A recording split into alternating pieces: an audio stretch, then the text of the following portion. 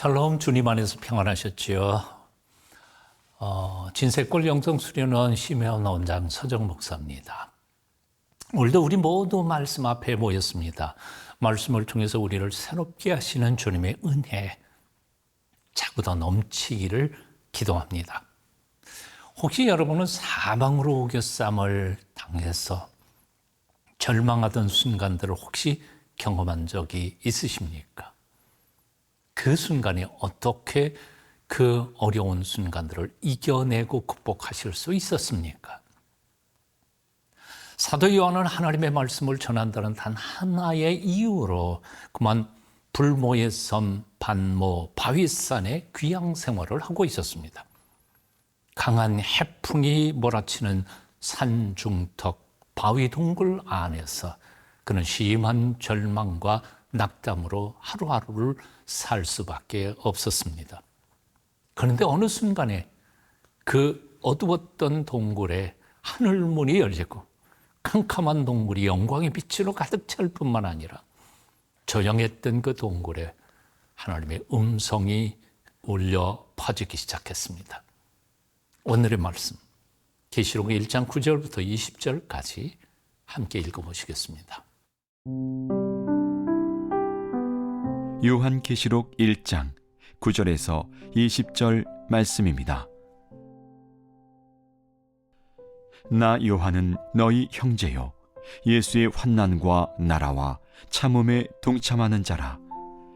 하나님의 말씀과 예수를 증언하였으므로 말미암아 반모라 하는 섬에 있었더니 주의 날에 내가 성령에 감동되어 내 뒤에서 나는 나팔 소리 같은 큰 음성을 들으니 이르되 네가 보는 것을 두루마리에 써서 에베소, 서머나, 버가모, 두아디라, 사데, 빌라델비아, 라오디게아 등 7교회에 보내라 하시기로.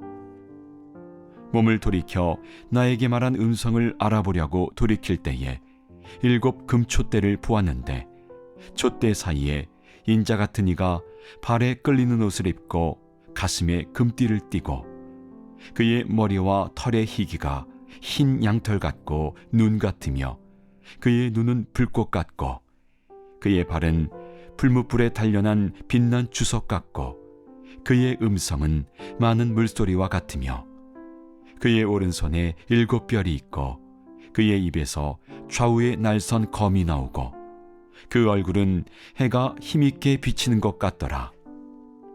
내가 볼 때에 그의 발 앞에 엎드러져 죽은 자 같이 되매 그가 오른손을 내게 얹고 이르시되 두려워하지 말라.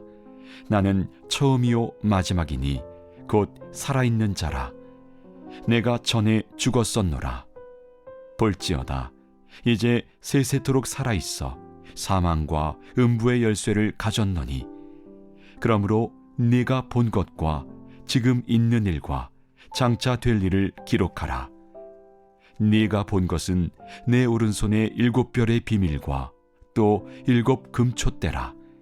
7별은 7교회의 사자요 7 촛대는 7 교회니라.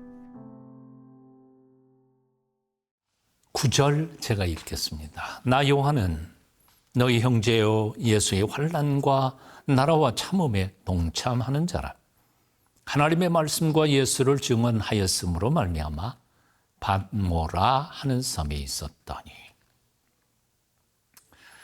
사실 사도 요한은 에베소시에서 에베소 교회를 담임하고 있었던 목회자였습니다.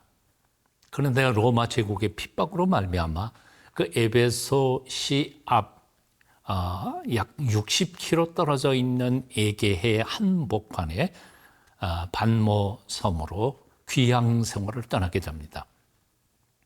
반모섬은 오늘날도 겨우 2,000명 정도 조금 밖에 살지 않는 아주 조용하고 작은 도시입니다. 울릉도의 한 반 정도밖에 안 되는 작은 섬이라고 하죠.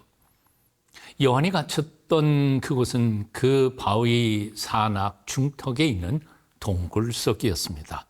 바람이 거세고 날씨도 별로 좋지 않아서 그야말로 요한은 겨우 목숨만 부지하고 있었을 것이라고 생각이 듭니다.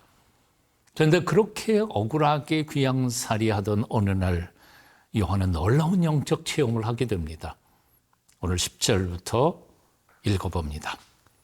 주의 날에 내가 성령이 감동되어 내 뒤에서 나는 나팔소리가 된 큰 음성을 들으니 이르되 내가 보는 것을 두루마리에 써서 에베소, 서마나, 버가모, 두아디라, 사데, 빌라델피아, 라오디게아 등 7교회에 보내라 하시기로 몸을 돌이켜 나에게 말한 음성을 알아보려고 돌이킬 때에 7 금촛대를 보았는데 촛대 사이에 인자 같은 이가 발에 끌리는 옷을 입고 가슴에 금띠를 띠고 그의 머리와 털에 희기가 흰 양털 같고 눈 같으며 그의 눈은 불꽃 같고 그의 발은 풀무불에 단련한 빛난 주석 같고 그의 음성은 맑은 물소리와 같으며 그의 오른손에 7별이 있고 그의 입에서 좌우에 날선검이 나오고 그 얼굴은 해가 힘있게 비치는 것 같더라.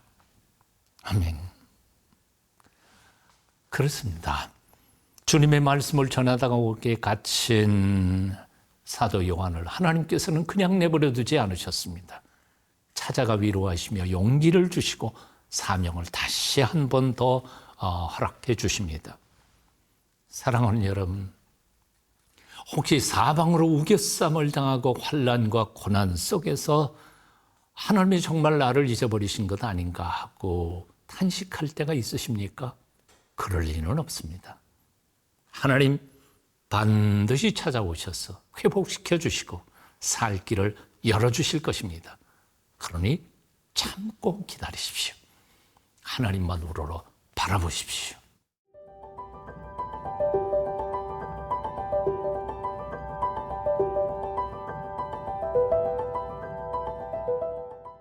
(17절) 이하 제가 읽어봅니다. 내가 볼 때에 그의 발 앞에 엎드러져 죽은 자같이 되며 그가 오른손을 내게 얹고 이르시되 두려워하지 말라.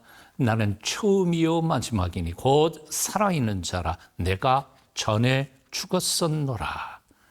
볼지어다 이제 세세토록 살아있어 사망과 음부의 열쇠를 가졌노니 그러므로 내가 본 것과 지금 있는 일과 장차 될 일을 기록하라. 내가 본 것은 내 오른손의 7별의 비밀과 또 7 금촛대라. 7별은 7교회의 사자요 7 촛대는 7 교회니라. 캄캄했던 바위동굴이 갑자기 밝은 빛이 비치며 어미하신 하나님의 임재가 드러나자 아마도 요한은 기겁을 했을 것입니다. 기절 초풍을 해서 엎드릴 때 그분이 말씀하십니다. 두려워하지 말라. 나는 처음이요 마지막이니 곧 살아있는 자라. 하지만 내가 전에는 죽었었노라. 이 말씀의 뜻은 아주 분명하지 않습니까? 죽었다가 사흘 만에 다시 살아나신 예수 그리스도의 음성이 아주 분명했던 것입니다. 그분이 요한에게 이렇게 말씀하십니다. 두려워 말라. 나는 처음이요 마지막 곧 지금도 살아있는 자라. 성경에는 이렇게 두려워 말라고 당부하시고 위로하시는 하나님의 음성으로 가득 차 있습니다. 창세기 15장 1절에서 하나님은 아브라함에게 말씀하십니다. 아브라함아 두려워 말라. 이삭에게도 말씀하셨습니다. 나는 내 아버지 아브라함의 하나님이니 두려워하지 말라. 여호수아에게도 말씀하셨습니다.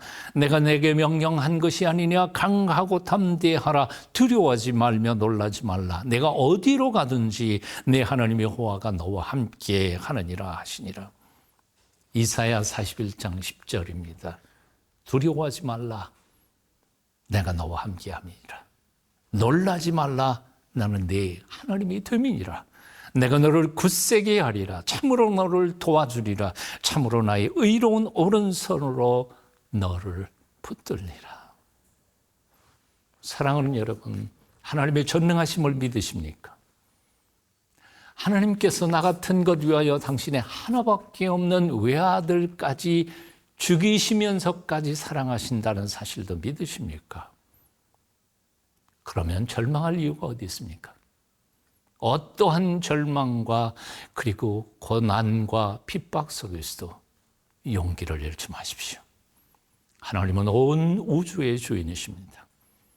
죽어 마땅한 우리를 살리시려고 하나밖에 없는 외아들까지 아낌없이 주신 사랑의 아버지이시기도 합니다. 그분이 우리에게 두려워 말라고 위로하십니다. 용기를 가지십시오. 다시 일어서십시오. 담대한 마음으로 그분을 우러러 바라보며 주어진 삶 올곧게 끝까지 담대하게 걸어가는 주의 백성들이 다 되시기를 축원합니다.